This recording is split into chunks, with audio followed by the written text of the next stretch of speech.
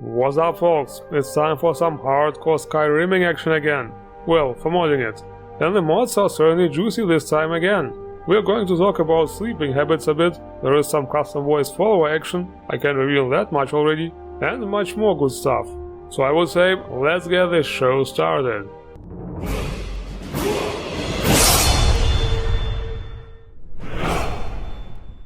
And now, ladies and gentlemen, the first highlight. Ikari will attempt the impossible, reviewing several mods at the same time. Yes, that's bullshit, I did this plenty of times already. Double beds for spooning and Wolfskin Bedrolls for spooning.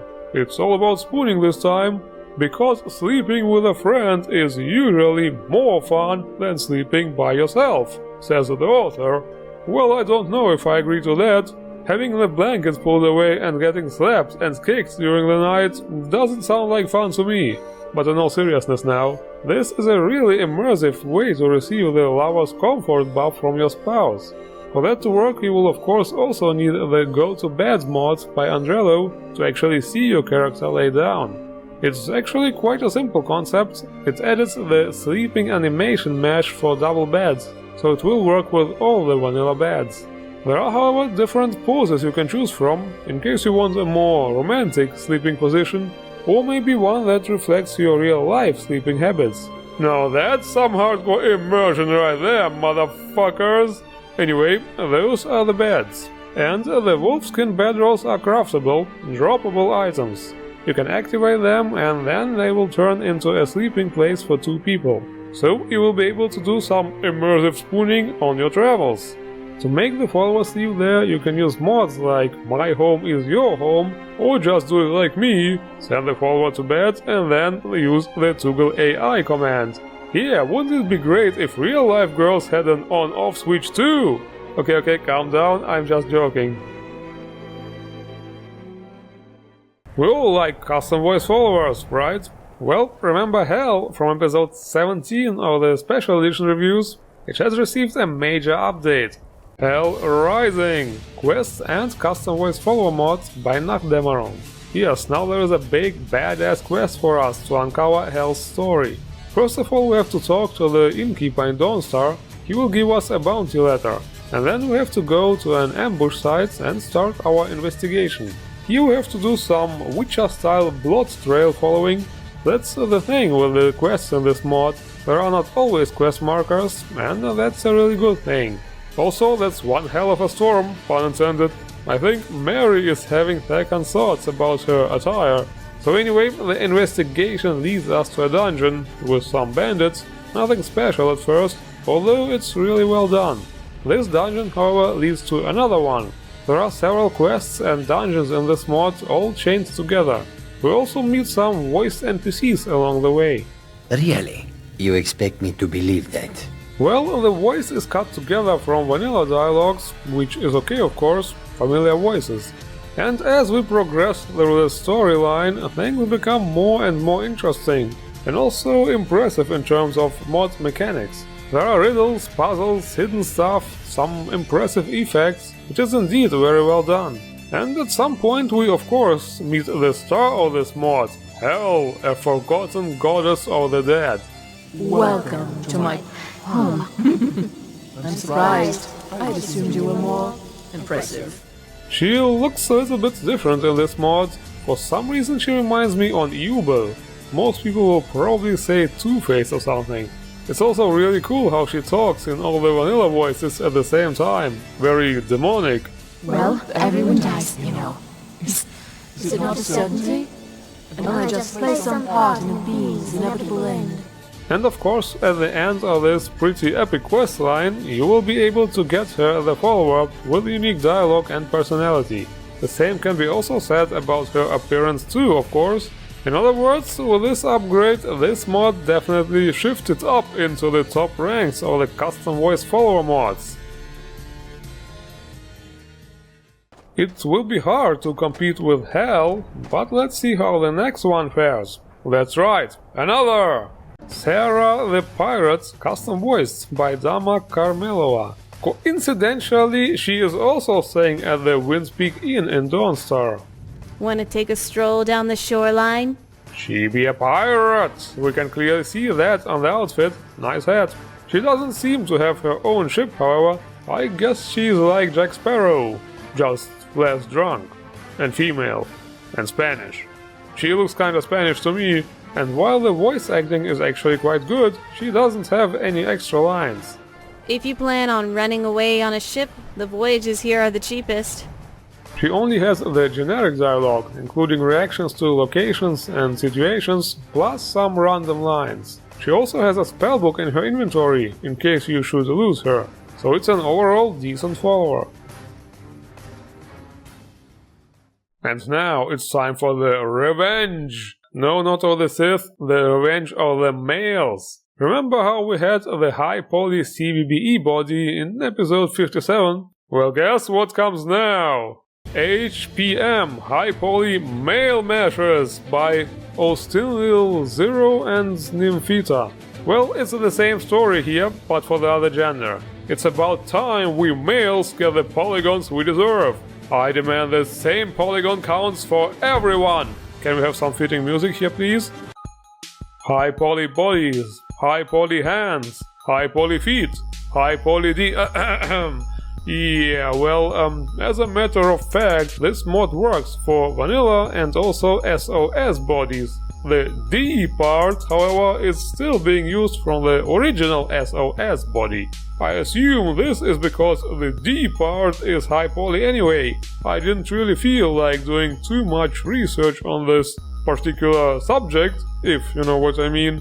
But of course, it is up to you to conduct further investigations on your own, if I have awakened your curiosity. Ooh, the next one is really good, a really useful in-game tool. Poser Hotkeys Plus by Milipon. For this mod you can set hotkeys and browse through all the poser mods. It's incredibly convenient. You just press the menu hotkey, then select the pose pack, then the category and so on. Then press the pose hotkey and that's it. Then you can use the arrow keys by default to switch between poses and categories. You can also save and remove poses from a favorites category, and all that in real time. I mean, holy shit. Up until now I have been killing myself with those stupid rings. I can't believe how much easier and faster that is. This will save me so much time. The only thing that felt weird, at least at first, is selecting the characters. Basically, you just need to look directly at the NPC and press the pose button. And if you look away, you will use the poses on your own character. It's very simple, really. So, I just have to say thank you. This is so awesome. Good job. Okay people, no time to waste. Lots of monster mods again. Let's start. Coral Atronachs by Mihail, obviously. Yes, at some point Mihail will have created Atronachs for every known material, I bet. Cheese and watermelon Atronachs already exist, so maybe potato next? I don't know. And guys, it's Coral! Oh shit. Listen, Coral, I wanted to find the coral Atronachs in their natural environment, but it was really hard to see. Get it, Coral? Hard to see! Okay. Those Atronachs use water spells, so spell books are part of this mod again. And of course also want to summon the actual Atronach for yourself. Next we have some spooky stuff. Wraith, another Oblivion-based monster. We got Oblivion Ghosts a while ago, so why not? The Wraiths are here now too. Let's spookify our game a little bit more. There are some minor visual differences to the different kinds of Wraiths, and for some reason those Wraiths behave like girls. It's really hard to get their attention. They seem to be non-hostile by default. Well, they are, however, not that hard to beat. And here's some more Oblivion stuff. Zombies. Well, they do look similar to the Oblivion zombies, but actually it seems they received an upgrade here, and are now even more extreme. Zombies with missing limbs and heads were in Oblivion too. But here's this guy, for example, who is still holding his head in his hands. He uses his own head as a mace. Now how metal is this? With this mod you can really go full zombie psycho massacre mode. Come to think of it, Oblivion had much more gore and scary creatures than Skyrim. It's like they're taking it down a notch with each game. Nah. And there's another one from Oblivion, the Leeches. Similar to the Dragon Priests, but a more classic monster. Look at the face of this guy, he's like, I've seen some shit. Back in my day, we didn't have fancy shouts. I really like the design of the monsters in this mod. There are different variations fitting to the region where you encounter them, but it's not just the visuals, also the way they fight. Similar to the Dragon Priests, of course, but they do less damage. Instead, they have all kinds of nasty debuff spells, which will drain your mana and stamina or weaken you, so it can be really hard to fight them while there are other monsters nearby. The coolest one was definitely the one in the Soul Cairn, the Dread Leech. He looks kinda like Sauron. He was standing next to this drain crystal, so it was really hard to engage him in close combat. Sure is an epic mod. It's not shocking anymore, but there's another mod, Ogrim. This fat ass is not from Oblivion for a change, he's from Morrowind. Wait a minute, didn't we already have Orgrim? As a matter of fact, yes, back in episode 56, Ogrim by Minor Man B, Yogesh and G-Boy D4. Now let's do a little side-by-side comparison. The one by Minor Man B looks more like it could be a character from Monster Incorporated, while the one by Mihail is more... I think I know what's happened here.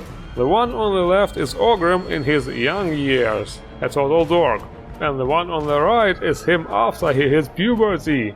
Now he listens to Metallica, wears leather, piercings, spikes and bones. A real rebel. So let's see just how hardcore he is now.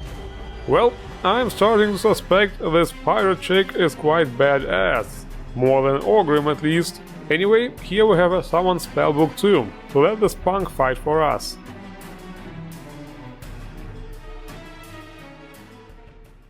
Ah, the weapons category. You wanna take a guess, guys? Which one is probably the most talked about weapon in the gaming world right now? Leviathan Axe from God of War 4 by Gosu is a one-handed and two-handed weapon.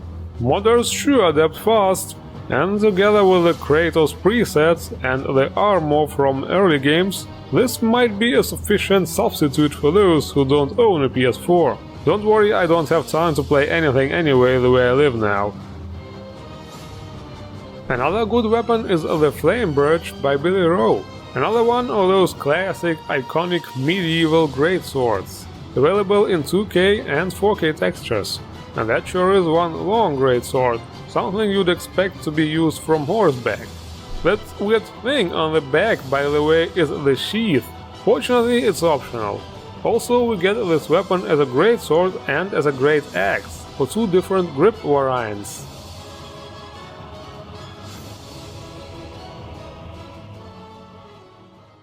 Talking about armors, there's only one mod, at least on the Nexus. I don't have time to review exotic armors as well. Maybe I'll make a special episode sometime. Girls' Heavy Armors by Giga Doe. Let's replace a mod for most female heavy armors. You can also download this as a non-replacer, but where's the fun in that, right? It's available for UNP and also CVBE. The highlight of this mod is that those armors actually look damn awesome. Yes, they do make female armors look clearly different from the male ones. Yes, they do underline the female body in a nice way, but they are not really skimpy. They still look protective and fully usable in battle, except maybe the headgear, but that's a non-replacer either way. It's meant more as decoration than actual protective helmets. So, let me tell you, this stuff is lit, and I rarely use this word. This stuff is just so good that I'm actually going to keep this mod. Finally, an armor replacer I like! Jesus fuck, it only took 6 years! I hope there will be an update and more armors will be added, of course. That would be even more lit.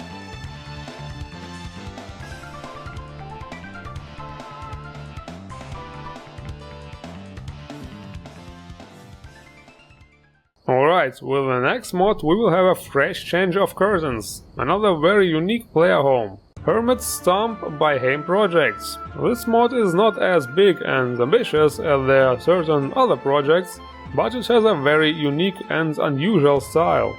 The entrance to this player home, or more like the entrance to the little world space it's located in, is west of Ogrim's tomb. It's impressive indeed how, despite using almost nothing but vanilla assets, it looks so much different. It's like we are not even playing Skyrim anymore here, looks like some magic fairy tale world. A bit like Shrine maybe. The house itself is really small, even on the inside, clearly meant for only one person. This would make a really good player home for some lone druid character or something like that.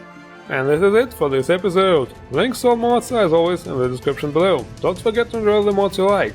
And if you watched this review up to this point, please like, comment and subscribe for more. I thank you all for watching, and see you around.